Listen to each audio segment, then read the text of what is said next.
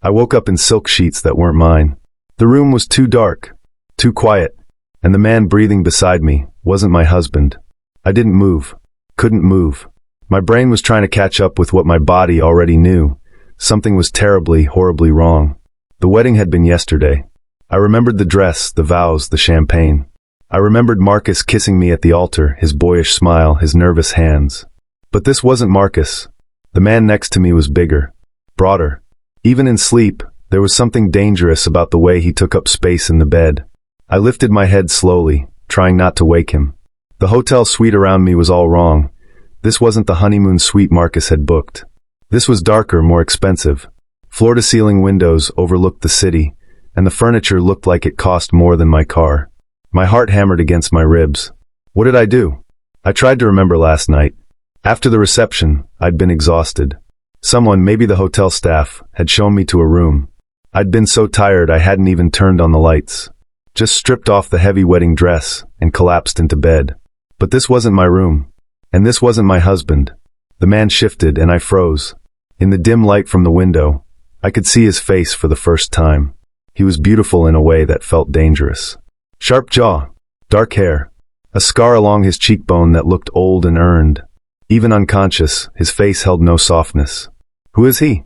I needed to leave. Now. Before he woke up and his eyes opened. Not slowly, not groggily, just open, alert, like he'd been awake the whole time. We stared at each other. Don't scream, he said quietly. His voice was low and calm, but something in it made my breath catch. This wasn't a suggestion. It was an instruction. I pulled the sheet tighter against my chest. Who are you? He sat up slowly, and I saw he was shirtless. Tattoos covered his left shoulder and chest, dark ink that looked tribal, deliberate. Not decorative, meaningful. You're in the wrong room, he said. I know that. I didn't mean to, my voice broke. This is a mistake. Yes, he agreed. It is. He stood, and I realized how tall he was. He moved to the window, putting distance between us, and I didn't know if that made me feel safer or more trapped. I got married yesterday, I said, hating how my voice shook. My husband is probably looking for me. I need to.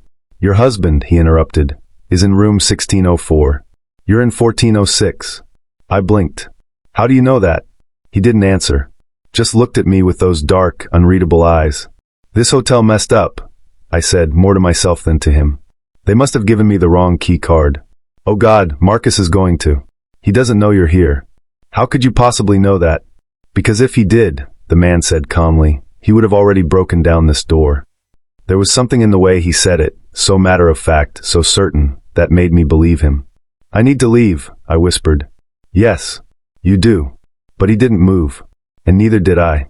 We stood there in the half-darkness, and I felt something pass between us that I didn't understand. Not attraction. Not exactly. More like recognition. Like some part of me knew him, even though we'd never met. Did we? I couldn't finish the sentence. Nothing happened, he said. You were asleep when I got here. I took the couch. I looked past him and saw a blanket on the leather sofa by the window. Relief flooded through me, followed immediately by confusion. Why didn't you wake me up? Or call the front desk? He was quiet for a long moment. I should have, he finally said. But you didn't. No. Why? His jaw tightened. Go back to your husband, Mia. I went cold. How do you know my name? He turned back to the window, dismissing me. Your wedding announcement was in the hotel lobby. Congratulations. It was a lie. I could feel it. But I didn't know this man, didn't know what he was capable of, and every instinct told me not to push. I grabbed my dress from the floor, wrinkled and ruined, and moved toward the door. Wait, he said. I stopped, hand on the handle. When you leave this room, you forget this happened. Understand? It wasn't a request. I nodded, not trusting my voice. And Mia? He still hadn't turned around. Lock your door tonight. Don't trust the hotel staff. Don't trust anyone. Why are you telling me this? Silence. I opened the door and stepped into the hallway, my heart pounding so hard I thought I might pass out. The corridor was empty. Quiet. Like the whole world was still asleep. I ran. Marcus was in the shower when I slipped back into our actual room. I'd used my key card 3 times before it worked, my hands shaking so badly I could barely hold it. When the door finally clicked open, I nearly sobbed with relief. The honeymoon suite was everything it was supposed to be. White roses on the table. Champagne on ice. A plush king bed with rose petals scattered across it. Everything perfect. Everything wrong. I threw my ruined wedding dress in the closet and pulled on a hotel robe, trying to steady my breathing. In the bathroom, I could hear Marcus humming, some pop song from the reception. He doesn't know. The man in the other room had been right. Marcus had no idea I'd been gone. But how had that stranger known which room was ours? How had he known my name, my real name, not just from some announcement? Don't think about him. Forget it happened.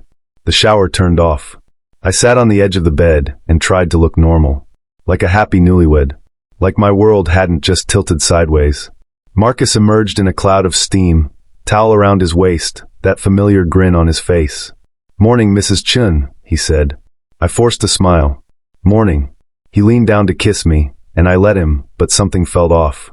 His lips were the same. His smell was the same. But after waking up next to that stranger, Marcus suddenly felt small. Not physically. Marcus was perfectly average, 5'10", runner's build, careful hands. But something about him felt less real now. Less solid. "Stop it. This is the man you married. The man you love. You okay?" Marcus asked, studying my face. "You look pale." "Just tired. The wedding was a lot." "Tell me about it." He collapsed onto the bed. "My feet are still killing me from all that dancing." He launched into a story about his college buddies getting drunk at the reception, and I nodded in the right places, laughed when I was supposed to. But my mind was somewhere else.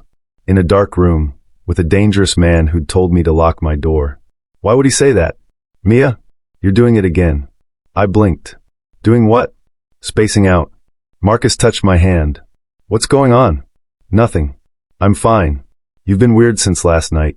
After the reception, you barely said 2 words before passing out." I was exhausted. "I know. I'm not mad." He squeezed my hand.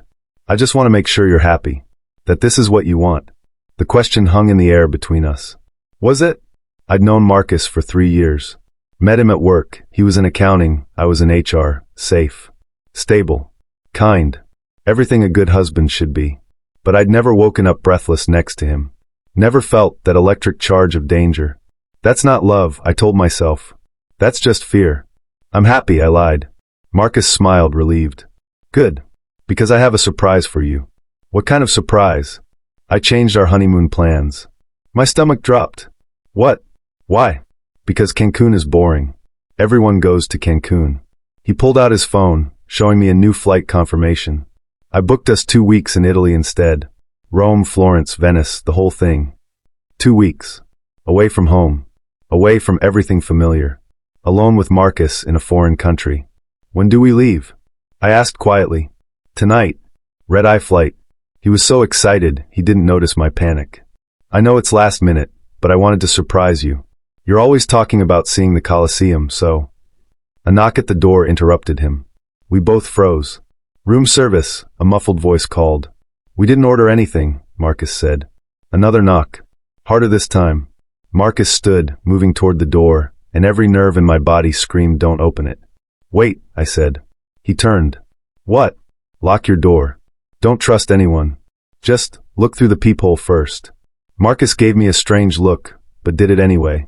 He peered through, then relaxed. "It's just a hotel guy with a cart. Probably a mix-up." He reached for the handle. "Marcus, don't." He opened the door.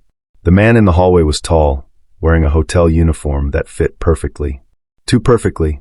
His eyes swept the room, landing on me for just a second. Long enough for me to see the tattoo on his wrist. The same tribal pattern I'd seen on the stranger's shoulder. "Complimentary breakfast," the man said, his accent unplaceable. "For the newlyweds." "We didn't order," Marcus started. "Courtesy of the hotel. Congratulations on your marriage." He wheeled the cart inside, and I saw his hand move to his pocket, just for a second, before he stopped himself. He was carrying something. "That's really nice," Marcus said, oblivious. "Thank you." The man nodded, looked at me one more time, then left. The door clicked shut. Marcus turned to the cart, lifting silver domes to reveal pancakes, fruit, pastries. "See? Nothing to worry about." He popped a strawberry in his mouth. "You really are paranoid this morning."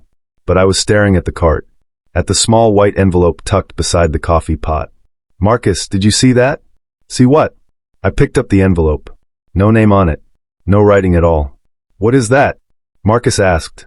I don't know. I opened it. Inside was a single card, heavy stock, expensive. Only 5 words written in dark ink. Don't get on the plane. My blood turned to ice. What does it say? Marcus reached for it.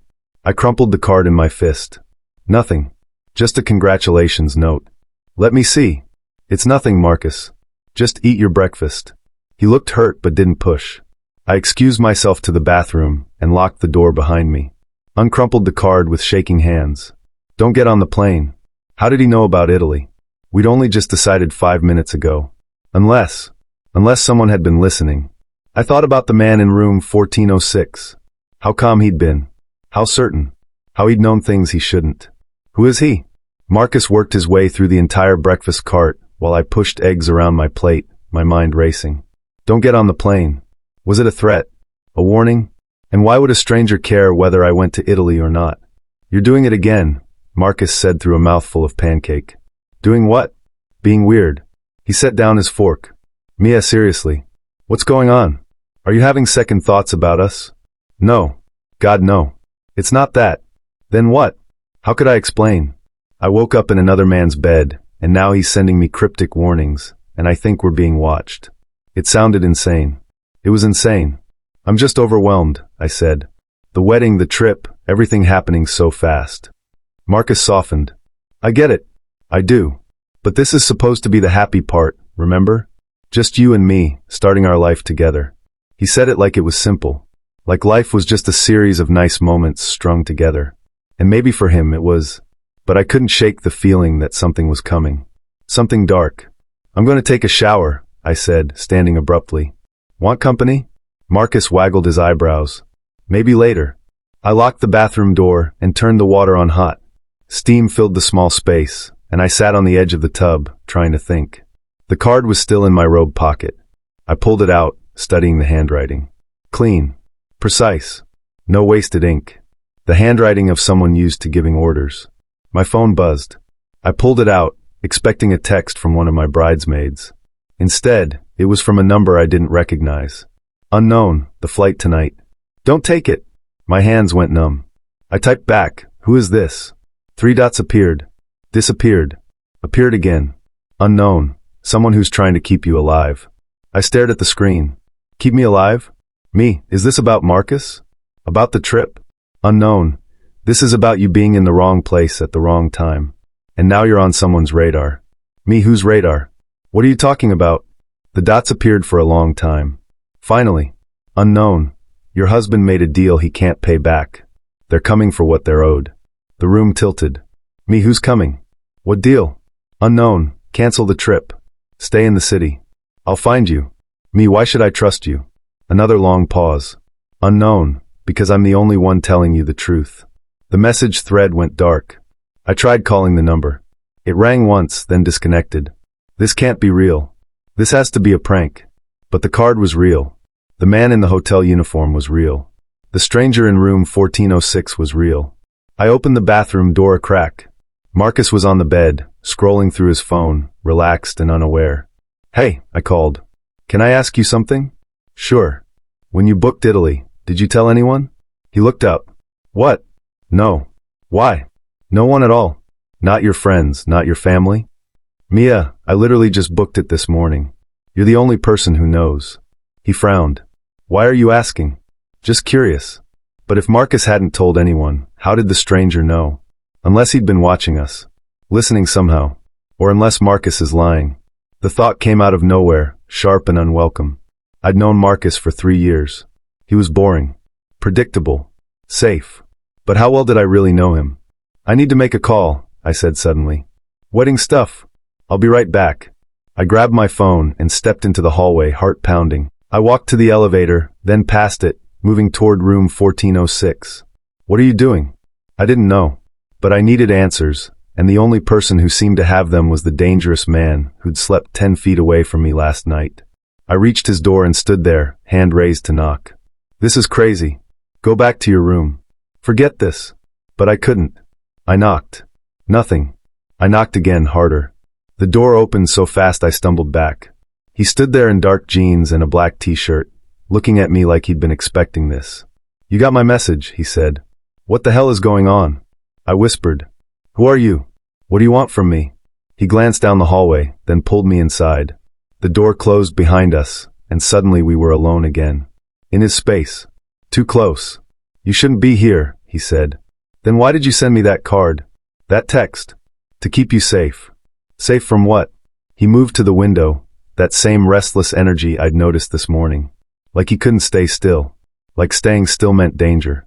Your husband owes money to the wrong people, he said finally. That's impossible. Marcus doesn't gamble. He doesn't. Not gambling. A business investment. Something he thought would make him rich. The stranger turned to face me. It didn't. Now the people who fronted the money want it back. With interest. My knees felt weak. How much? 800,000. The number hit me like a punch. We don't have that kind of money. Marcus works in accounting. We're not. Which is why they're going to take it another way. What way? He didn't answer. And suddenly I understood. Me, I whispered. They're going to take me. He nodded slowly. The flight tonight. It's not going to Italy, is it? The flight is real, he said. But you won't make it to the airport. I sank onto the edge of the bed, trying to breathe. Why are you telling me this? Who are you? Someone who doesn't like seeing innocent people get hurt. That's not an answer. His jaw tightened. It's the only one you're getting. I looked up at him. This stranger who knew too much, who moved like violence, was always one breath away. Are you one of them? I asked quietly. The people Marcus owes? He held my gaze. Yes. I should have run. Every survival instinct I had screamed at me to get up, get out, find Marcus, call the police. But I stayed. You're one of them, I repeated, my voice hollow. The people who want to take me. I didn't say I wanted to, the stranger corrected. I said I'm part of that world. What's the difference? The difference is I'm giving you a choice. He moved closer, and I saw details I'd missed before. The scar on his knuckles. The way his shoulders stayed tense, always ready. The complete absence of fear in his eyes. This man had done terrible things. I could feel it. What choice? I asked. You can get on that plane with your husband and disappear. They'll find you in Italy. Maybe not today, maybe not this week. But eventually. He paused. Or you can walk away now. Divorce him. Change your name. Start over somewhere they'll never look. That's not a choice. That's just two different ways to destroy my life. Your life is already destroyed.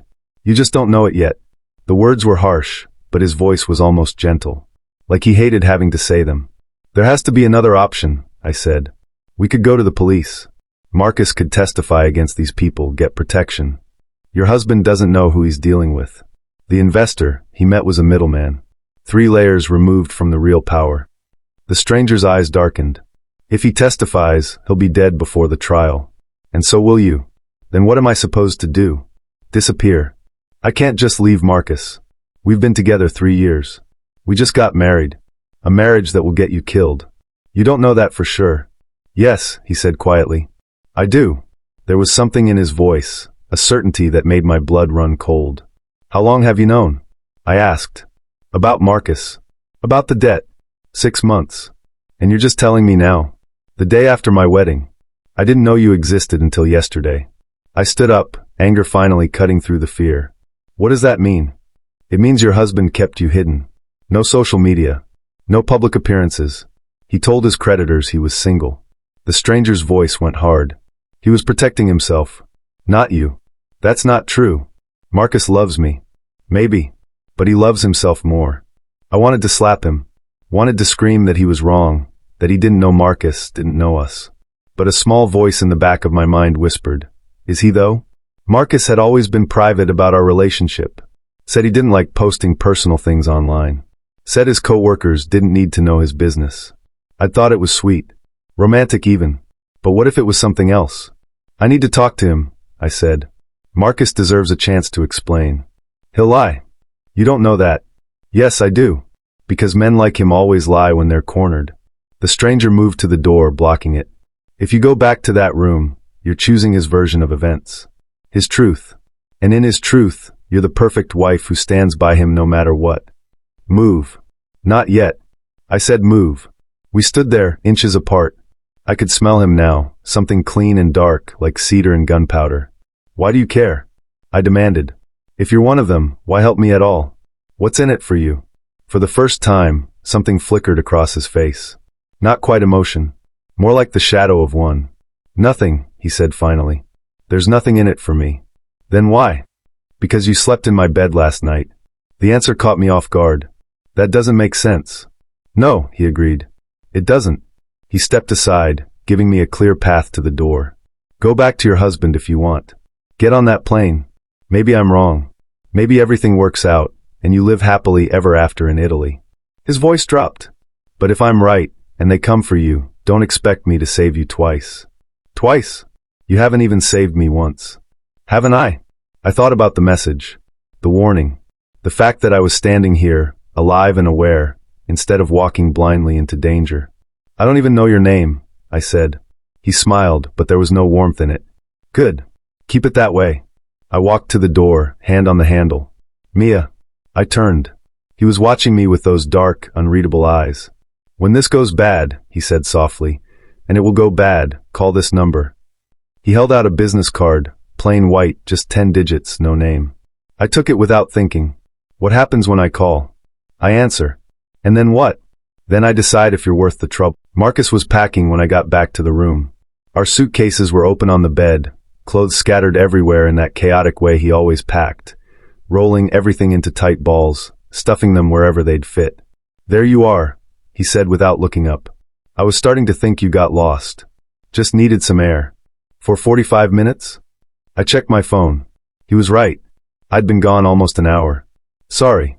I was talking to my mom. You know how she gets. The lie came easier than it should have. Marcus nodded, already distracted. Can you grab your toiletries? I want to get to the airport early. You know how security is these days.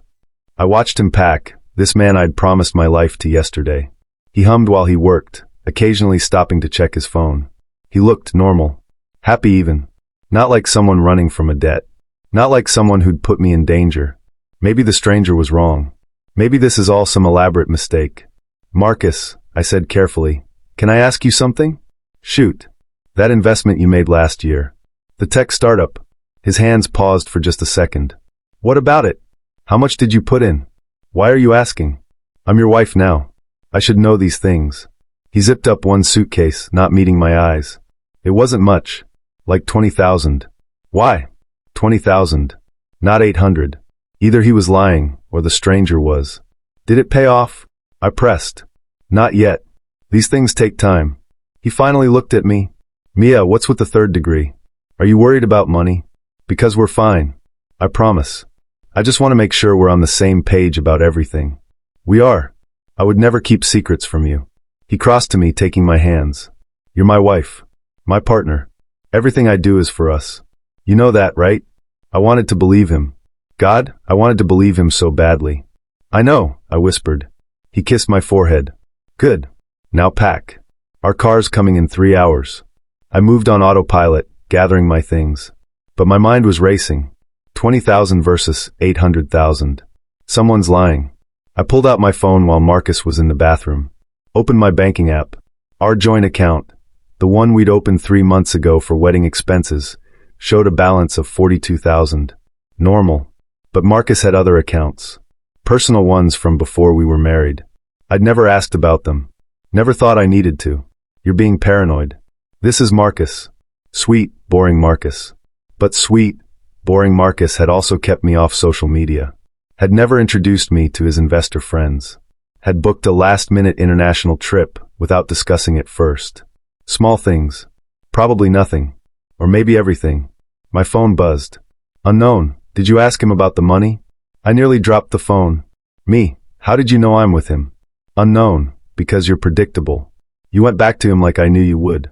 Me, stop texting me. Unknown, did you ask him? My fingers hovered over the keyboard. Me, he said 20,000. Not 800. Unknown, check his other accounts. Me, I can't do that. Unknown, why not? You're married. His money is your money. Me, that's not how trust works. Unknown, no. But it's how survival works. I deleted the thread and shoved my phone in my pocket. Marcus emerged from the bathroom, hair damp, that same easy smile. Ready? He asked. No. I wasn't ready. But I nodded anyway. The car came early. A black sedan with tinted windows, idling at the hotel entrance. The driver wore a suit and sunglasses, even though it was overcast. "That's weird," I said. "I thought you booked a regular car service." "I did. Maybe they upgraded us." Marcus loaded our bags into the trunk. But something felt wrong. The driver hadn't said a word. Hadn't helped with the luggage. Just stood there watching. "Marcus, I don't think." "Mia, we're already late. Come on." He climbed into the back seat. I stood on the curb, frozen. "Don't get on the plane." The driver opened my door, waiting. "Ma'am." His voice was rough. Foreign accent. I looked back at the hotel. At the tall windows where I knew room 1406 was. Was he watching? Did he know I was about to make the biggest mistake of my life? "Mia." Marcus called from inside the car. "What are you doing?" I got in. The door closed behind me with a sound like a cell locking. We drove in silence. Marcus scrolled through his phone, oblivious. But I watched everything. The route we took. The way the driver kept checking his rearview mirror. The fact that we were headed away from the airport. "Excuse me," I said, leaning forward. "I think you're going the wrong way." The driver didn't respond. "Hey," Marcus said, looking up. "She's right. The airport's north. You're going south." "Alternate route," the driver said. "Less traffic." It was a lie. I could feel it. I pulled out my phone. No signal. "Marcus, I think we should get out." "What?" "We're on the highway." "I don't care. Something's wrong. You're being paranoid again." "Marcus, something is wrong." He stared at me, finally seeing the fear in my eyes. Then he looked at the driver. Then at the road. We were completely alone. No other cars. Just empty highway stretching in both directions. "Pull over," Marcus said, his voice tight. The driver didn't respond. I said, "Pull over." The locks clicked. All 4 doors. Simultaneously. "What the hell?" Marcus grabbed his door handle. It wouldn't budge. I tried mine. Same thing. "Let us out," Marcus shouted. The driver met my eyes in the rearview mirror. And smiled. The car accelerated. Marcus pounded on the window, shouting, but the soundproof glass swallowed his voice. We were trapped in a metal box, speeding toward God knew where. "Stop the car!" I screamed. "Stop!" The driver said nothing. Just kept driving, smooth and steady, like this was routine for him. This is it. This is what the stranger warned me about. I fumbled for my phone. Still no signal, but I opened the emergency call screen. The driver hit a button on the dash. My phone died. Just went black. And Marcus's did the same. "Signal jammer," Marcus whispered. His face had gone white. Oh God, Mia, I'm sorry. I'm so sorry." "Sorry for what?" "Marcus, what's happening?" He looked at me with tears in his eyes. I messed up. I messed up so bad." "The money," I said. "It wasn't 20,000, was it?" He shook his head. "How much?" I thought it would work. I really did. The guy seemed legitimate, and the returns he promised. "How much, Marcus?" "Everything. Our savings. The wedding fund. Money I borrowed against my 401k. His voice cracked. "And when that wasn't enough, I took out loans. Private loans from people who don't work through banks." The number the stranger had told me suddenly felt real. 800,000. I whispered. Marcus's silence was answer enough. "You bet our entire future on some investment scam?" It wasn't supposed to be a scam. The company was real. The technology was real. But then the CEO got arrested for fraud, and everything collapsed, and he was still making excuses. Even now. Even as we were being kidnapped because of his choices. "When were you going to tell me?" I asked quietly. I was trying to fix it. I thought if I could just get some more time, I could pay them back. That's why I suggested Italy. I was going to tell you everything once we got there, and we were going to figure it out together. "You weren't taking me to Italy." I looked at the driver's cold eyes in the mirror. This was always the plan, wasn't it? They were always going to take me. "No. Mia, I swear, I didn't know they'd." But the look on his face told me he'd suspected. Maybe not the details, but he'd known something was coming. And he'd put me in the car anyway. The sedan turned off the highway onto a dirt road. Trees closed in around us, blocking out the sky. We drove for 20 more minutes into absolute nowhere. Finally, the car stopped. An abandoned warehouse. Broken windows. Graffiti. The kind of place where bad things happen, and no one hears you scream. The driver got out. 3 more men emerged from the warehouse. Big. Armed. One of them opened Marcus's door. "Out." Marcus didn't move. The man grabbed him by the collar and dragged him out of the car. Marcus stumbled, nearly fell. Please, Marcus begged. Please, I just need more time. I can get you the money, I just need. You've had 6 months, one of the men said. He had a thick accent. Russian, maybe. No more time. They pulled me out next. I didn't fight. What was the point? The man holding my arm was twice my size. His grip was professional, tight enough to control, not tight enough to bruise. They walked us into the warehouse. Inside, it was darker, colder. The smell of rust and old motor oil hung in the air. Our footsteps echoed off concrete. In the center of the empty space, 2 chairs sat facing each other. They pushed Marcus into one, me into the other. Here's how this works, the Russian said, circling us slowly. You owe $800,000. You don't have $800,000. So we take collateral. Take the house, Marcus said desperately. Take my car. Take everything I own. We already did the math. Your assets total maybe $200,000. That leaves $600,000 short. The Russian stopped behind my chair. I felt his hand rest on my shoulder. Lucky for you, we know people who pay good money for pretty American girls. My blood turned to ice. No, Marcus whispered. No, please. Not her. She has nothing to do with this. She became part of this when she married you. The Russian's grip tightened. Unless you have $600,000 appearing in the next 60 seconds, she's coming with us. Marcus looked at me, tears streaming down his face. I'm sorry, he sobbed. Mia, I'm so sorry. But he didn't have the money. We both knew it. I was going to disappear, be sold to someone somewhere, and no one would ever find me. This is how I die. Not quickly, not mercifully, slowly, over years, in ways I couldn't let myself imagine. Wait. The voice came from the warehouse entrance. Everyone turned. A man stood silhouetted in the doorway, hands in his pockets, completely relaxed. Even in shadow, I recognized him. Room 1406. The stranger. The Russian's hand left my shoulder. This is private business, friend. Keep walking. Can't do that, the stranger said, moving into the light. The girl's with me. One of the armed men laughed. You got a receipt for that? Don't need one. The stranger's eyes found mine across the warehouse. Something passed between us, a question. An offer. Trust me. The Russian pulled a gun. I don't know who you are, but you just made a very stupid mistake. Probably, the stranger agreed. I make a lot of those. Last chance. Walk away. Counter offer. The stranger pulled out his phone, tapped the screen once, and held it up. You let them both go. Now. The Russian squinted at the screen, then went pale. How did you get this number? Because I'm not some random guy who wandered in. The stranger's voice dropped, taking on an edge that made everyone in the room go still. I'm the guy your boss answers to when he screws up. And right now you're screwing up. The Russian stared at him. You're lying. Call him. Ask if he approved a grab tonight on a civilian couple. Ask if he signed off on selling an American citizen without clearing it through the proper channels first. The stranger smiled, but it was the coldest thing I'd ever seen. I'll wait. The Russian pulled out his own phone with shaking hands. Dialed. We all stood frozen while it rang. Someone answered. The Russian spoke rapid Russian, his voice tight. Then he listened. And listened. When he hung up, his face was ashen. Let them go, he said quietly. Boss, we all ready. I said let them go. The men holding us stepped back. Marcus collapsed forward, sobbing with relief. But I couldn't move. Could barely breathe. The stranger walked toward me, and the armed men parted like water around him.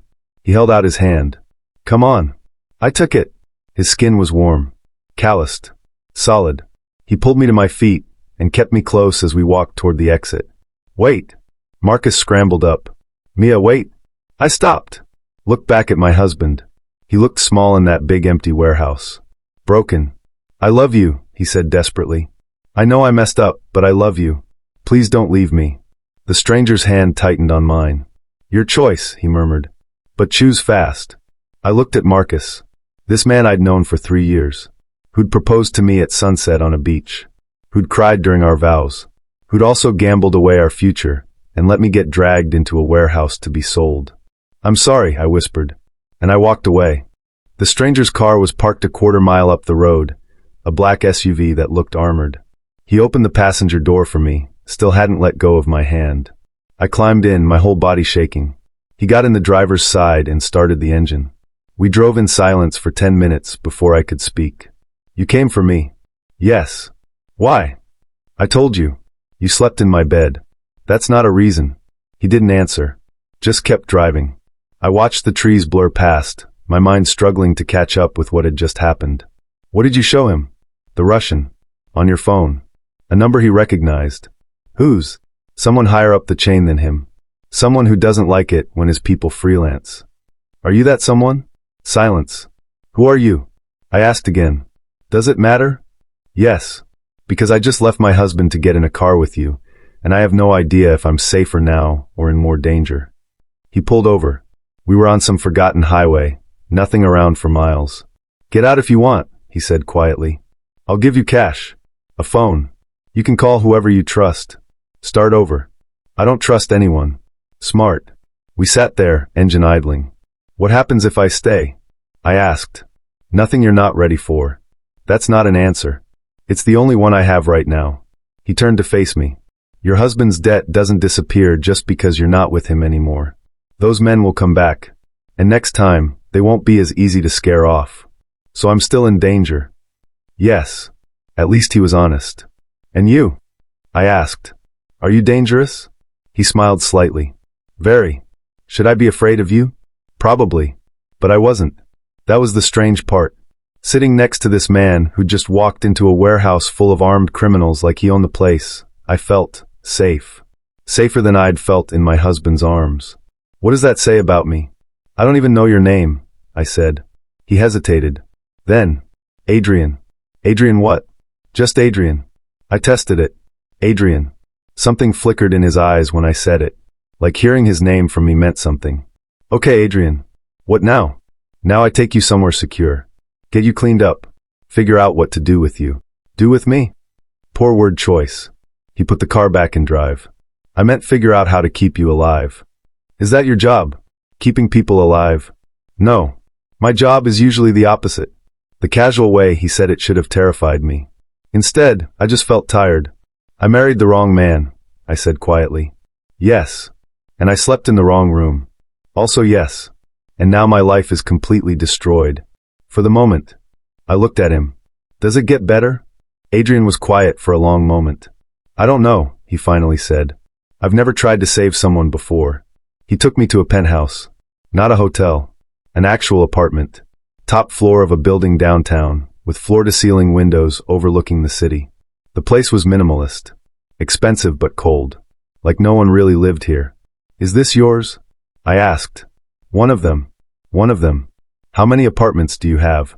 Enough that I don't have to answer that question. He moved through the space like a ghost, checking windows, locks, security cameras I couldn't see, but knew were there. You're safe here, he said.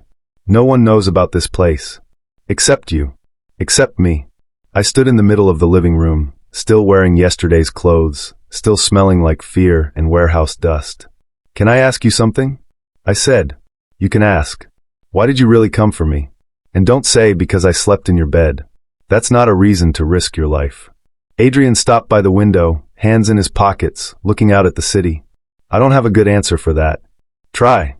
He was quiet for so long I thought he wouldn't respond. Then, I've done a lot of bad things, Mia. Hurt a lot of people. Some deserved it. Some didn't. That's the job. That's the life. He turned to face me. But when I woke up yesterday morning and saw you in my bed, sleeping like you actually felt safe, something shifted. What shifted? I remembered what it was like to want to protect something instead of destroy it. The words hung between us. I'm not a good man, he continued. Don't mistake this for heroism. I came for you because I wanted to, not because it was right. What's the difference? Intent. Heroes save people because they should. I saved you because I couldn't stand the thought of not saving you. His eyes held mine. That's not noble. That's selfish. I should have been afraid of him. This man who'd just admitted he wasn't good, who'd casually mentioned hurting people as part of his job, who held himself like violence was always one heartbeat away. But all I felt was seen. Thank you, I whispered. Don't thank me yet. You're not safe. Just safer. Then what do I do? Tonight, you sleep. Tomorrow, we figure out how to make you disappear for real. He showed me to a bedroom, clean, impersonal, with clothes in the closet that would probably fit me. Whose room is this? I asked. No one's. I keep spare things for emergencies.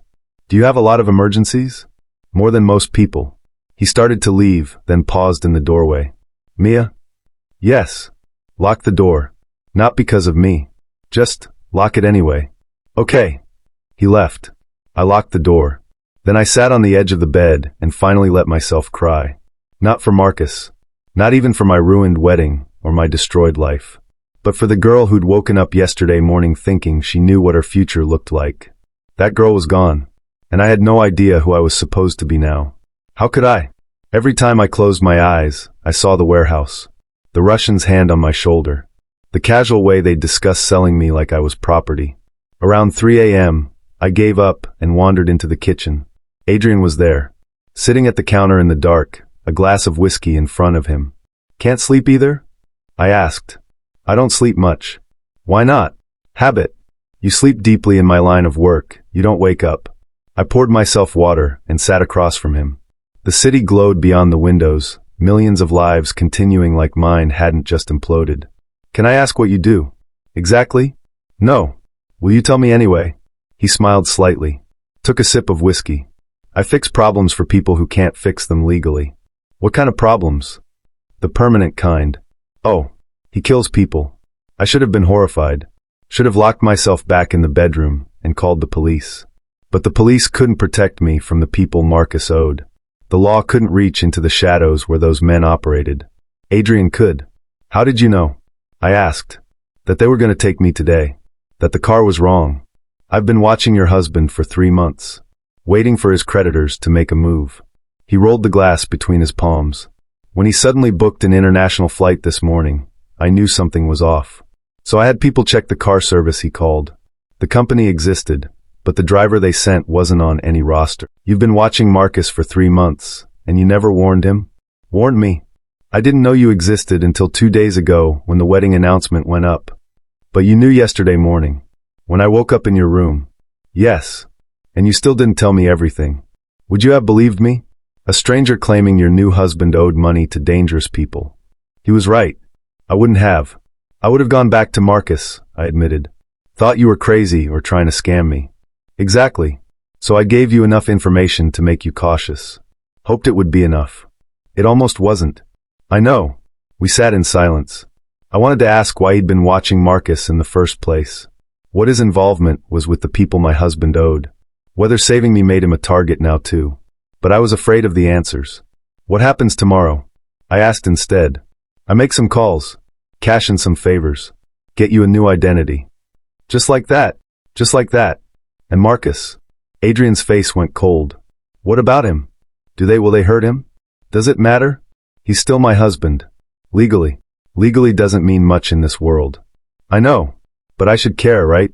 I should want to save him too. Do you? I thought about it. Really thought.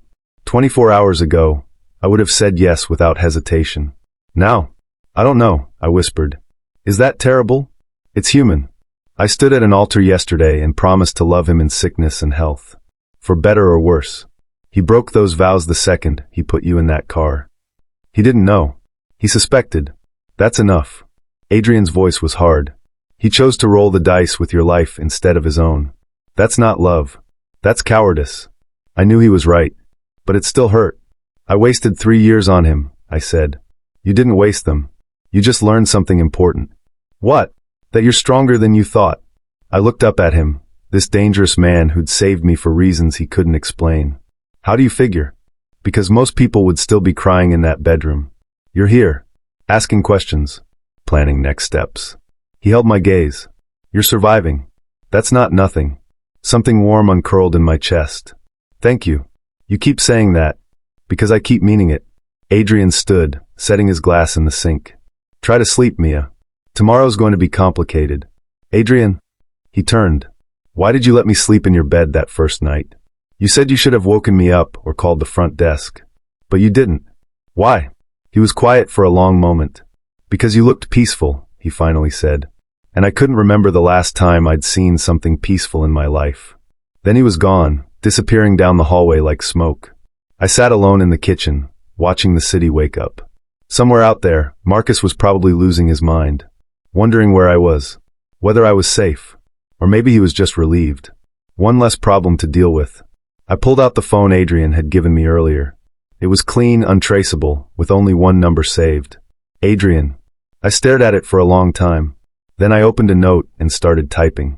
Things I know. 1. My husband betrayed me. 2. I'm in danger. 3. The only person I can trust is a man who kills people for a living. 4. I should be terrified. 5. I'm not. I stared at number 5. Why wasn't I afraid of Adrian? He'd admitted to hurting people, to doing bad things. He carried himself like violence was a second language. But when he'd held my hand in that warehouse, I'd felt safer than I'd felt in 3 years with Marcus. What's wrong with me? Or maybe the better question was, what's wrong with the world that the monster is the one saving me? Morning came with coffee I didn't make and breakfast I didn't order. Adrian had set it all out on the counter, bagels, fruit, orange juice, like this was normal. Like I hadn't watched my entire life collapse yesterday. Eat, he said, not looking up from his phone. You'll need your strength. For what? For becoming someone else. He slid a folder across the counter. Inside was everything: birth certificate, driver's license, social security card, credit cards. All with my face. All with a different name. Emma Hartford. Who is she? I asked. You. Or at least, who you're going to be. Adrian finally looked up. 28 years old. Marketing consultant. Originally from Seattle. No family, no close friends, no digital footprint before 3 years ago. How did you? I know people who specialize in this. They're very good. I stared at the documents. They looked real. Perfect. What about Mia? I asked quietly. What happens to her? She disappears. No trace. No trail. Adrian's voice was matter of fact. As far as anyone's concerned, Mia Chin never made it out of that warehouse. The words should have scared me. Instead, they felt like relief. What about Marcus? Won't he look for me? He'll try. But without resources, connections, or courage, he won't get far. Will he be okay? I mean, will they? They'll take everything he has. His house, his car, his savings. Whatever's left of his life, he'll spend paying back the debt. Adrian leaned against the counter. But they won't kill him. Dead men can't make payments. A part of me wanted to feel sorry for Marcus. But when I tried to summon sympathy, all I saw was him sitting in that chair, crying, while they discussed selling me. I'm sorry. I love you. Words. Just words. Not action. Not sacrifice. I need to ask you something, I said. And I need you to tell me the truth. Go ahead. Are you doing this because you want something from me? Adrian went very still. What do you think I want? I don't know. That's why I'm asking. He studied me for a long moment. Then he moved closer, close enough that I had to tilt my head back to look at him. If I wanted something from you, he said quietly, I would have taken it already. You've been alone with me for 12 hours. In my apartment. Completely vulnerable. So why haven't you? Because I don't take things that aren't offered. What if I offered? The question slipped out before I could stop it. Adrian's eyes darkened, but he didn't move closer. Didn't touch me. You're not thinking clearly. You're traumatized, alone, and latching onto the first person who showed you kindness. His voice was gentle but firm. That's not real. That's survival instinct. You don't know what I'm feeling. No, but I know what you're not feeling. He stepped back, putting distance between us. You're not falling for me, Mia. You're just afraid to be alone. The words stung because they might be true, or might not be. I didn't know anymore. What now? I asked, changing the subject. Now you memorize everything in that folder. Your new birthday, your social security number, your history. Emma Hartford needs to be as real to you as Mia Chin was. How long do I have? 3 days. Then I'm putting you on a train to Denver. Why Denver? Because it's far from here, big enough to disappear in, and I have people there who'll help you get settled. And then you start over. New job, new apartment, new life. Alone. Yes. I looked at the documents spread across the counter. At this stranger's face wearing my features. I don't know if I can do this, I whispered. Adrian moved back to me, and this time he did touch me, just his hand on my shoulder, brief and warm. Yes, you can. How do you know? Because you're still here. Still standing. Still fighting. He squeezed once, then let go. Most people would have broken by now. You didn't. Maybe I'm just good at pretending. Maybe. Or maybe you're stronger than you've ever had to be before. I spent the next 3 days becoming Emma Hartford. Adrian drilled me constantly. Random questions at random times. What's your mother's maiden name? I don't have a mother. Wrong. Emma's mother died when she was 6. Car accident. Father raised her alone. Try again. Mother's maiden name was Sullivan. Better. Where did you go to college? University of Washington. Graduated 2019. Major? Communications. First job? Marketing assistant at a tech startup in Seattle. On and on. Building a life out of lies until they felt like truth. At night, Adrian worked. I didn't ask what he was doing, but I heard phone calls in languages I didn't recognize. Saw him typing on encrypted laptops. Once, I woke at 2 a.m. and saw him cleaning a gun at the kitchen table. He looked up when I appeared. Can't sleep? Bad dream. About the warehouse? About forgetting who I am. He set the gun down. Come here. I sat across from him, watching him work. His hands moved with practiced efficiency, breaking down the weapon, cleaning each piece, reassembling it. How long have you done this? I asked. 14 years. That's a long time to live in the dark. It's the only life I know. What about before? Were you ever normal? Adrian smiled, but there was no humor in it. I was never normal. Everyone's normal at some point. Not me. He finished with the gun, set it aside. I was recruited when I was 16. Been doing this ever since. Recruited by who? People who needed someone with my particular skill set. Which is staying calm when everything's falling apart. I thought about how he'd walked into that warehouse. How he'd faced down armed men without flinching. You're good at it, I said. I've had practice. Do you ever want to stop? The question seemed to surprise him. Stop what? This life. The violence. The hiding. Can't stop something you never started. This isn't a job I chose. It's who I am. That's sad. Is it? Yes. Because everyone should get to choose who they are. Adrian looked at me for a long moment. Is that what you're doing? Choosing who Emma Hartford is going to be? I don't know yet. I'm still figuring out who Mia was. And I thought about it. About the girl who'd married Marcus. Who'd let him keep her hidden. Who'd ignored every red flag because love was supposed to be enough. I think Mia was afraid, I said quietly. Afraid to ask questions. Afraid to be alone. Afraid to take up space. And Emma? Emma's going to be different. How? I met his eyes. Emma's going to be brave. The train left at 6 a.m. Adrian drove me to the station before dawn, the city still sleeping around us. We didn't talk. There was nothing left to say. I was Emma Hartford now. Mia Chen was gone. He parked in the loading zone, left the engine running. Your ticket's under your new name, he said, handing me an envelope. Coach seat window. There's cash in there too. Enough to get you started in Denver. How much? 10,000. Adrian, I can't. Yes, you can. Consider it payment for the inconvenience of having your life destroyed. He said it like a joke, but neither of us laughed. I took the envelope. What happens if I need help? In Denver? You won't. But if I do? He pulled out a card, different from the one he'd given me before, and wrote something on the back. This is a name. If things go bad, call this number and say the name. They'll help you. Why are you doing all this? I told you. Don't say because I slept in your bed. That was 3 days ago. You could have walked away at any time. Adrian stared through the windshield at the empty street. When I was 17, he said quietly, I had a chance to leave this life. Someone offered me a way out.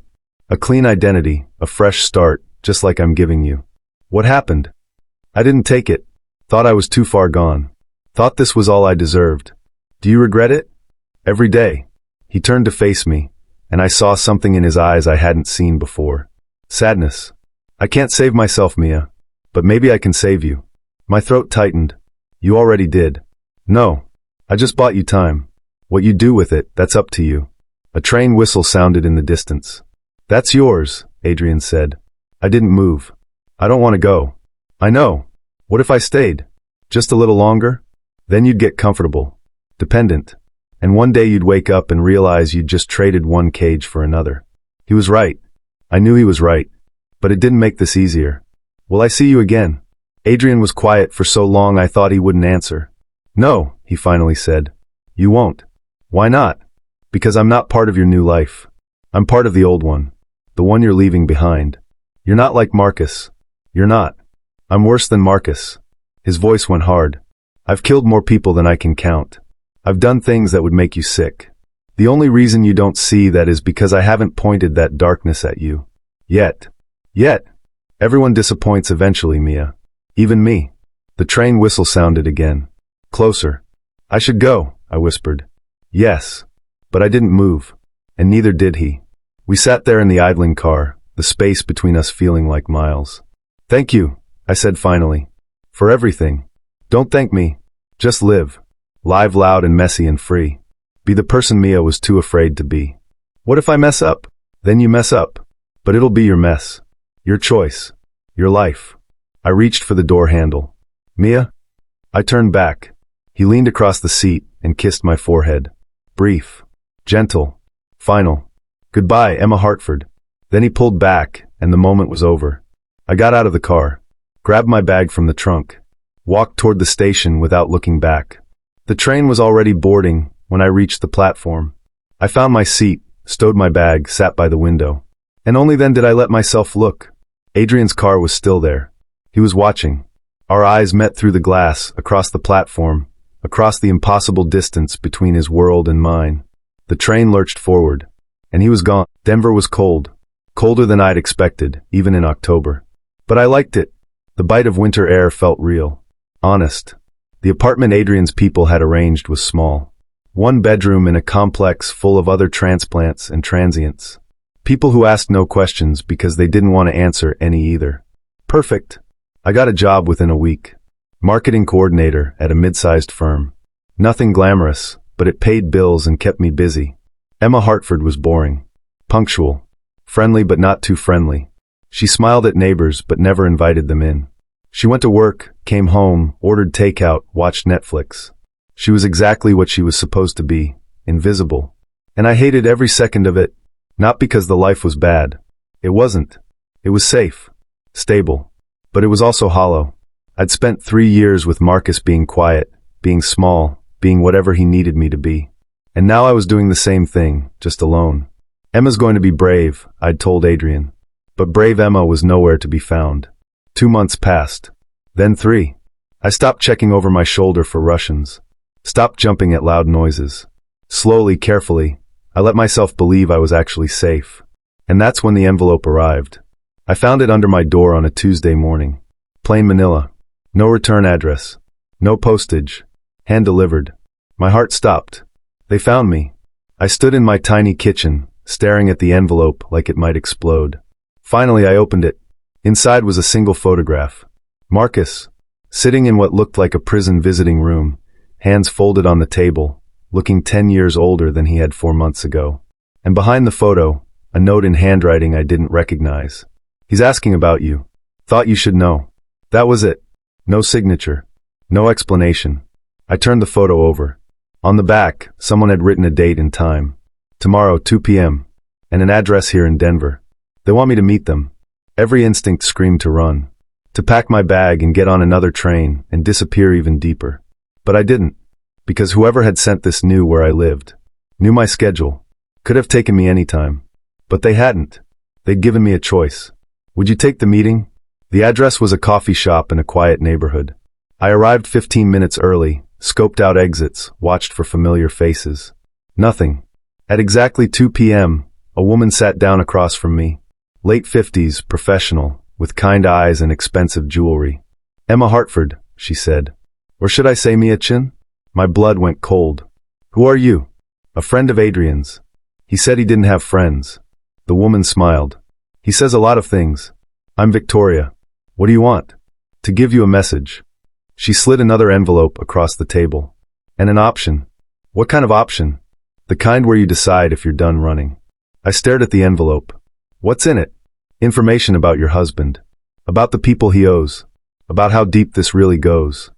Victoria leaned back. Adrian thought you deserved to know the truth. All of it. Why now? It's been 4 months.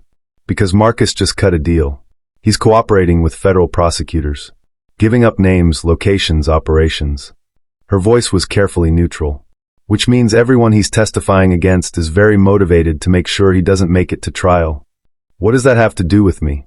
You're still legally married. Which makes you a loose end. The coffee shop suddenly felt too small. I'm in danger again. You never stopped being in danger, Mia. You were just in hiding. So what's the option? Victoria's eyes sharpened. You can keep hiding. Change your name again, move to another city, live quiet and small until you die old and alone. Or you can come back. Help us finish this. Testify about what happened to you. Put these people away for good. I laughed. Actually laughed. You want me to testify? Against the Russian mob. Against the people who tried to traffic you, yes. That's suicide. It's justice. Justice gets you killed. Sometimes, Victoria agreed. But hiding gets you killed too. Just slower. She stood, left the envelope on the table. Read it. Think about it. You have 72 hours to decide. She paused. And Mia, Adrian believes you're stronger than you think you are. Maybe it's time you believed it too. Then she was gone. I sat alone with the envelope, my hands shaking. Inside I knew was a choice. Stay Emma Hartford, safe, boring, invisible, alone. Or become Mia Chin again, and fight. What would you do? I read the file in my apartment with every light on, and the door triple-locked. That IT was worse than I'd imagined. Marcus hadn't just borrowed money. He'd gotten involved with a trafficking ring that operated across 5 states. The investment was a front, a way to launder money from the sale of women and girls. My husband hadn't known. At least, not at first. But he'd suspected. The file included emails, text messages, meetings where Marcus had asked questions and been told to stay quiet, to take his returns and not look too closely at where they came from. And he'd done it. For 6 months, he'd taken money stained with blood and called it business. The photograph of the warehouse was in there too. Except it wasn't just any warehouse. According to the file, it was a processing center, where they held women before moving them overseas. I'd been minutes away from becoming one of them. And Marcus had driven me right to the door. I wanted to throw up. Instead, I kept reading. The people Marcus owed weren't just criminals. They were organized, connected. They had lawyers, politicians, even law enforcement on their payroll. Taking them down would require perfect testimony, perfect evidence, and someone brave enough to stand in court and point at them. Victoria wanted me to be that person. I set the file down and stared at the ceiling. For months ago, I would have said no without thinking. Would have run so far they'd never find me. But something had changed. Maybe it was living as Emma Hartford, this hollow version of myself that felt like dying slowly.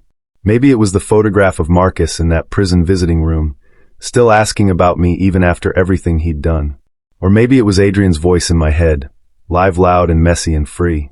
I picked up the phone Victoria had left in the envelope. It had one number saved.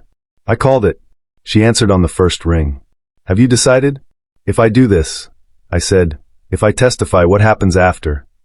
Witness protection. New identity. Relocation. So I'm Emma Hartford forever. Or someone else. Your choice. And Marcus gets a reduced sentence if his testimony helps secure convictions. How reduced? 10 years instead of 25. 10 years. For trafficking women. For putting me in that car. That's not enough, I said quietly. I know. But it's how the system works. I was quiet for a long moment. What about Adrian? Is he part of this? Victoria hesitated. Adrian is complicated. What does that mean? It means he's been working both sides of this for a very long time. And if you come back, if you testify, his cover gets blown. My stomach dropped. He'll be exposed? Yes. They'll kill him. Probably. And he knows this? It was his idea. I couldn't breathe. Why would he do that? You'd have to ask him yourself. Where is he? I can't tell you that. Victoria. Mia, if you want to see Adrian again, there's only one way to make that happen. Come back. Testify. Help us end this. And if I say no, then you stay Emma Hartford. And you never see him again. The line went dead. I sat in my empty apartment, holding a phone that connected me to nothing. He's willing to die so I can testify. The thought was absurd. Insane. We'd known each other for less than a week. We'd never even kissed. Never said anything close to love. But he'd saved me anyway. And now he was willing to sacrifice everything so I could have justice. Why? I thought about that first morning. Waking up in his bed. The way he'd looked at me, not with desire, but with something quieter. Softer. Like I was something precious he'd forgotten existed. You looked peaceful. That's what he'd said. And maybe that's all it took. Maybe in a world as dark as his, one moment of peace was worth dying for. I opened the file again. Looked at the names. The faces. The long list of women who'd disappeared into this network and never come back. Women like me, who'd trusted the wrong person, made the wrong choice. Ended up in the wrong place. Except I'd gotten out. And they hadn't. Emma's going to be brave. I'd said those words to Adrian in his kitchen at 2 a.m. Meant them. But I'd spent 4 months hiding instead. Being quiet. Being small. Being safe. Enough. I picked up the phone and called Victoria back. "I'm in," I said when she answered. "Tell me what to do." They moved me in the middle of the night. Victoria and 2 federal marshals picked me up at 3 a.m., drove me to a safe house on the outskirts of Denver. The place was sterile. White walls, basic furniture, cameras in every corner. "You'll stay here until the trial," Victoria explained. "No contact with the outside world. No phone calls, no internet, no visitors." "How long?" 6 to 8 weeks. Maybe longer if there are delays. 2 months locked in a box. "What about Adrian?" I asked. "What about him?" "You said if I testified, I could see him." Victoria's expression softened slightly. "I said there was only one way to make that happen. I didn't say it would happen immediately." "So when?" "After the trial. If we win. If everyone survives. And if we don't win, then none of it matters." She left me alone with the marshals, 2 stone-faced men who looked like they'd seen everything and been impressed by nothing. I spent the next week preparing. Lawyers drilled me on my testimony. What to say, how to say it, what questions to expect from the defense. "They're going to try to discredit you," the lead prosecutor warned. "Say you're lying for attention. For money. That you went into that warehouse willingly. That's insane. Doesn't matter. They'll say it anyway. And you need to stay calm. Stay consistent. Don't let them rattle you. What if I can't? Then we lose. And everyone Marcus is testifying against walks free." No pressure. 3 weeks in, I broke. Not dramatically. Just quietly. I woke up one morning and couldn't remember why I was doing this. Couldn't remember why justice mattered when it meant living in this white box, eating bland food, talking to no one real. Emma Hartford had been boring, but at least she'd been free. This was prison. I asked to speak to Victoria. She came that afternoon looking tired. "Having second thoughts?" she asked. "Why is Adrian doing this?" "Really? I told you. It was his idea." "But why?" "I'm no one. Just some random woman who slept in his room by mistake." Victoria sat across from me, studying my face. "Do you know what Adrian's life has been like?" she asked. "He said he was recruited at 16. Recruited is a gentle word. He was taken. From a group home in Chicago. Given a choice between jail and working for people who needed someone expendable. He was a child. He was a weapon. That's all they saw." Victoria's voice was quiet. "For 14 years, Adrian has done terrible things because that's what he was built to do. He doesn't know how to be anything else. Then why save me? Because for the first time in his life, he had a choice. And he chose to protect something instead of destroy it." She leaned forward. "You gave him that, Mia. You reminded him he was still human." Tears burned my eyes. "I didn't do anything. You existed. In his world, that's enough." "Where is he now?" "Deep undercover. Feeding us information from inside the organization. Every name, every location, every piece of evidence we need to make this case airtight. He's going to get himself killed. Probably. But he's doing it anyway. Can I talk to him? Just once." Victoria shook her head. "Any contact puts him at risk." "I'm sorry." She stood to leave. "Victoria?" She turned. "Does he know that I'm testifying?" "Yes." "What did he say?" Victoria smiled slightly. "He said you were braver than you thought." The courtroom was smaller than I'd expected. And colder. I sat in the witness box, hands folded to keep them from shaking, while a room full of strangers decided my credibility.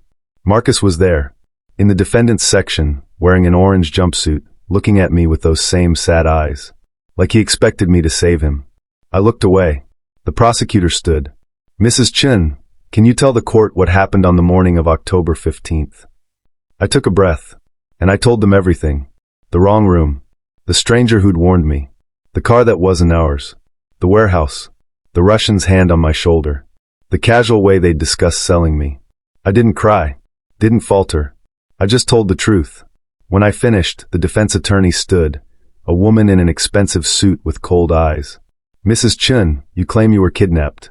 But isn't it true that you got into that car willingly?" "Yes, but—" "And no one forced you. No one threatened you. I thought it was taking us to the airport. But you have no proof it wasn't, do you? No proof this wasn't simply a misunderstanding. The driver locked us in. Took us to a warehouse. Armed men. Armed men you claim were going to traffic you. But no money exchanged hands, did it? No actual sale took place. Because someone stopped it. Someone you've refused to name. Someone you claim saved you, but who conveniently can't be found to corroborate your story. My hands clenched. I'm not lying. Perhaps not intentionally. But isn't it possible you misunderstood the situation? That your husband's business associates were simply having a meeting, and you panicked. They were going to sell me. You've claimed that several times. But you have no evidence, do you? No documents, no recordings, no witnesses besides yourself. She was good. I'd give her that. She made it sound like I'd invented the whole thing. Mrs. Chun, she continued, isn't it true that you left your husband the day after your wedding? That you've been in hiding for 4 months? Yes, but... And isn't it also true that you're testifying here in exchange for witness protection? A new identity? Government assistance? That's not why. So you're receiving compensation for your testimony. I'm receiving protection, which is a form of compensation. She smiled. Seems like quite a good deal. Unhappy marriage, convenient kidnapping story, free relocation. Very tidy. The prosecutor objected. The judge sustained. But the damage was done. I could see it on the jury's faces. The doubt. She's winning. And then the doors at the back of the courtroom opened. Everyone turned. A man walked in, dressed in a dark suit, moving with that same controlled grace I remembered. Adrian. My heart stopped. He looked different. Harder. Like the last 4 months had carved away everything soft. But his eyes found mine across the courtroom, and he nodded once. I'm here. The prosecutor stood, surprised. Your Honor, we'd like to call a new witness. Adrian Volkov. Adrian took the stand like he owned it. Calm. Controlled. Completely unafraid. The prosecutor approached. Mr. Volkov, can you state your occupation for the record? I work in private security. And were you present at the warehouse on October 15th when Mrs. Chun was allegedly taken? I was. Can you describe what you witnessed? Adrian's voice was steady, factual, as he recounted everything. The car. The warehouse. The Russian. The discussion of selling me. And what did you do? The prosecutor asked. I intervened. How? I identified myself as someone with authority over the operation. Demanded they release both prisoners. And they complied? Yes. The defense attorney was on her feet immediately. Objection. The witness has just admitted to being part of this alleged criminal organization. His testimony is worthless. Your Honor, the prosecutor countered, Mr. Volkov is a confidential informant who's been working with federal law enforcement for 18 months. His testimony is not only credible, it's corroborated by extensive documentation. The judge allowed it. The defense attorney circled Adrian like a shark. Mr. Volkov, you claim to be a confidential informant, but isn't it true you've committed crimes yourself? Violence? Murder? Yes. The courtroom went silent. You're admitting to murder? I'm admitting I've killed people. Whether those killings constitute murder is a legal distinction I'll leave to you. How many people have you killed? Adrian met her eyes. I stopped counting at 27. Gasps from the gallery. The jury looked horrified. The defense attorney smiled. And you expect us to believe the testimony of a self-admitted killer? I expect you to believe documented evidence. Recorded conversations. Financial records. Surveillance footage. Adrian's voice never wavered. I've provided all of it. My personal history doesn't change the facts. But it does change your credibility. Does it? I have nothing to gain from testifying. No immunity deal. No reduced sentence. I'm here because Mrs. Chin told the truth, and I'm corroborating it. Why? Why what? Why risk your life? Because you must know these people will kill you for this. Why risk everything for a woman you barely know? The courtroom waited. Adrian looked directly at me. Because she reminded me that some things are worth protecting. The defense attorney tried to break him for another 30 minutes. But Adrian didn't break. He answered every question with the same calm precision. Never defensive. Never emotional. Just honest. When he finally stepped down, he walked past me. Our eyes met for a fraction of a second. And I saw it. This was goodbye. He'd blown his cover. Given up everything. And once he left this courtroom, he'd disappear into whatever witness protection looked like for someone like him. I'd never see him again. The jury deliberated for 3 hours. When they came back, their faces were grim. On the charge of human trafficking, how do you find? Guilty. On the charge of conspiracy to commit kidnapping? Guilty. On and on. 12 counts. Guilty on all of them. Marcus sobbed in his seat. The Russians stared straight ahead, faces carved from stone. And I felt nothing. No relief. No satisfaction. Just tired. Victoria found me afterward in a hallway. You did it, she said. It's over. Is it? The organization is done. Everyone important is going to prison. You're safe. What about Adrian? He left an hour ago. Before the verdict. Where did he go? I can't tell you that. Victoria, please. Mia, he made me promise. No contact. No information. Clean break. Why? Because he doesn't want you spending your life looking over your shoulder, wondering if being near him puts you in danger. That should be my choice. He already made it for you. I wanted to scream, to chase after him, to tell him he didn't get to decide this alone. But he was already gone. They set me up in Portland. New name, new job, new apartment with a view of the river. Not Emma Hartford this time. Someone else entirely. Claire Morrison.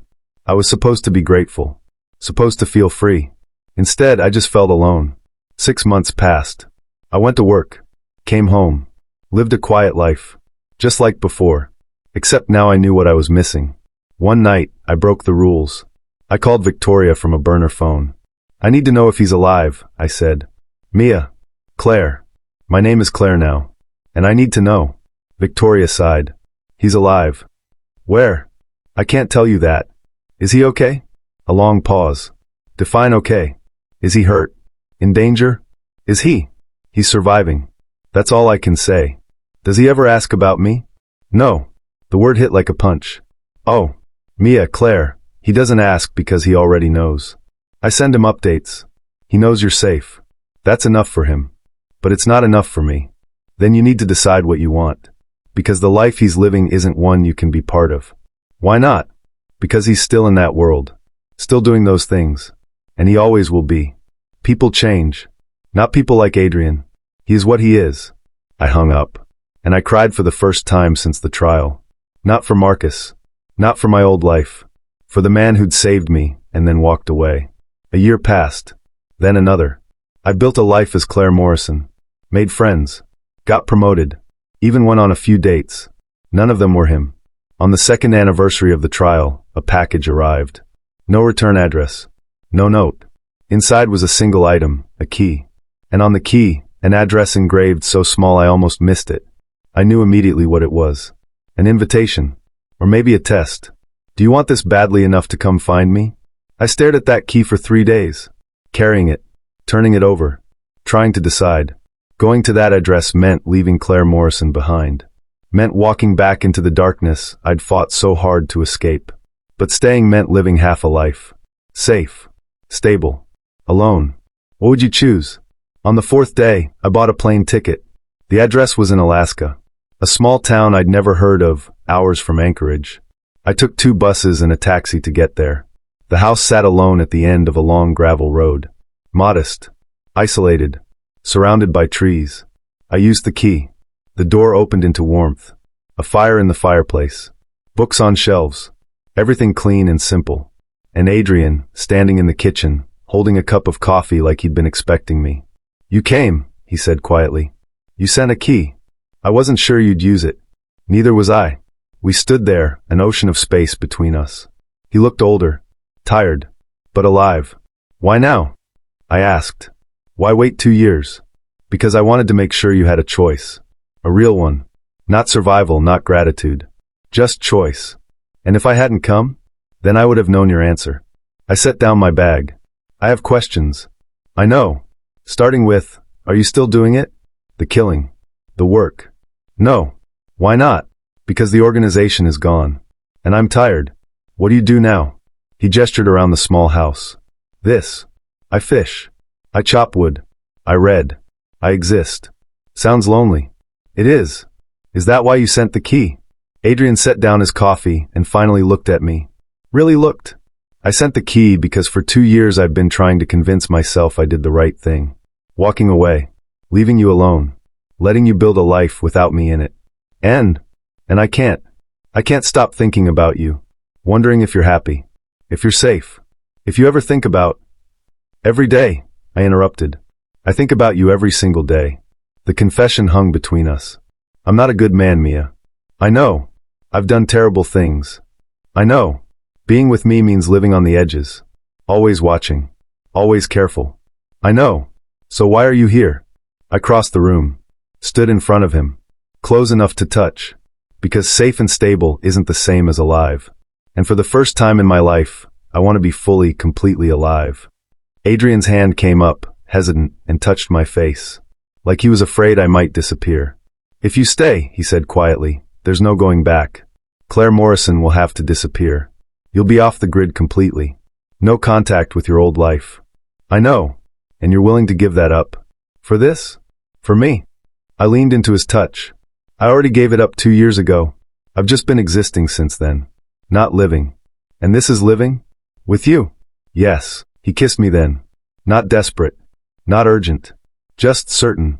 Like we'd both been holding our breath for 2 years and finally remembered how to breathe. When we broke apart, he rested his forehead against mine.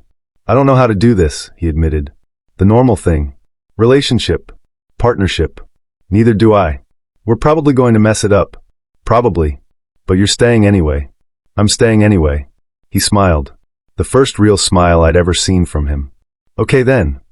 Okay. 3 years later. We live quietly. The house in Alaska is ours now. Adrian bought it under a name that doesn't exist, paid cash, left no trail. We fish in the summer. Cut wood in the winter. Read by the fire at night. Sometimes people come looking, remnants of his old life, trying to settle scores. He handles them. I don't ask how. It's not perfect. Some days he wakes up from nightmares, and I hold him until the shaking stops. Some days I miss having friends, having roots, having a life that makes sense. But most days are quiet, simple, real. I'm not Mia Chin anymore, or Emma Hartford, or Claire Morrison. I'm just me, whoever that is. And he's just Adrian. Not a killer, not a weapon. Just a man who saved me because I reminded him what it felt like to be human. Last week, I found him working in the garden we planted last spring. You look happy, I said. He looked up, dirt on his hands, sun on his face. I am. Why? Because you're here. That's it. That's what makes you happy. That's everything. And in that moment, I understood. This life, hidden careful, always watching, it wasn't running. It was choosing. Choosing each other over safety. Choosing real over comfortable. Choosing to live loud and messy and free, even if we had to do it quietly. I sat down next to him in the dirt. I love you, I said. The words came easy now. Natural. He smiled. I know. You're supposed to say it back. I know that too. He kissed my forehead. My cheek. My lips. I love you too, Mia. My name's not Mia anymore. It is to me. It always will be. And we sat there in our garden, in our hidden life, in our chosen exile. Together. Finally, completely, impossibly together. The wrong room. The wrong man. The right choice. The end.